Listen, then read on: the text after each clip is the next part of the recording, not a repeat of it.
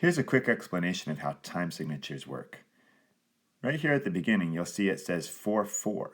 That's our time signature. It's telling us there's 4 counts in the measure. So each measure is going to have 4 counts in it before you come to the next measure line. It might have 4 notes, or it might have less than 4 notes that add up to 4 counts. When we look at a measure, here we can see how there's 4 counts, but what's going to happen is we're going to layer notes over those counts. So for example, if we were to do 4 quarter notes, each note only takes up 1 count. This one takes up the first count. This one takes up the second count. This one takes up the third count. This one takes up the fourth count. It's like 4 spots in 4 seats in a movie theater. I can also use half notes and have a half note take up count 1 and count 2, or count 3 and count 4. So then looking here, I'm going to say that this note is the first count, the second count, the third count, and the fourth count. In the next measure, I'm going to start fresh, count 1, count 2, and this half note is going to take up the third count and the fourth count.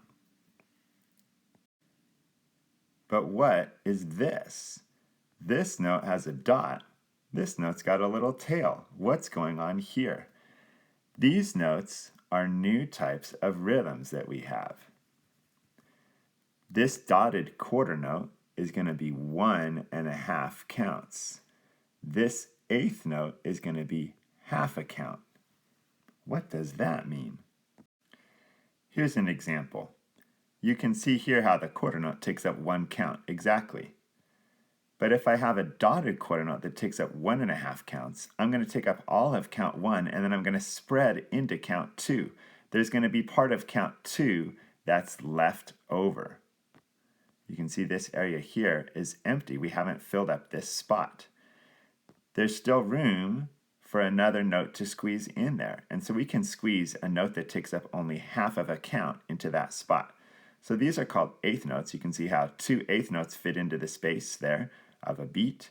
And so if I take a 1.5 count dotted quarter note and a half count eighth note, then that can fit in there. The way that we're going to write that is we're going to say that the quarter note is going to take up all of count 1 and part of count 2, and then we're going to say that this note is on the and, on the second half of count 2. And then if I was to put another quarter note or a half note right here, then I would say this note is going to take up count 3 and also all of count 4. So that's why when I come here, I'm going to give this note count 1 and half of count 2. I'm going to put this on the and this is going to be count 3 and count 4. So this is how the whole line should look when you're done.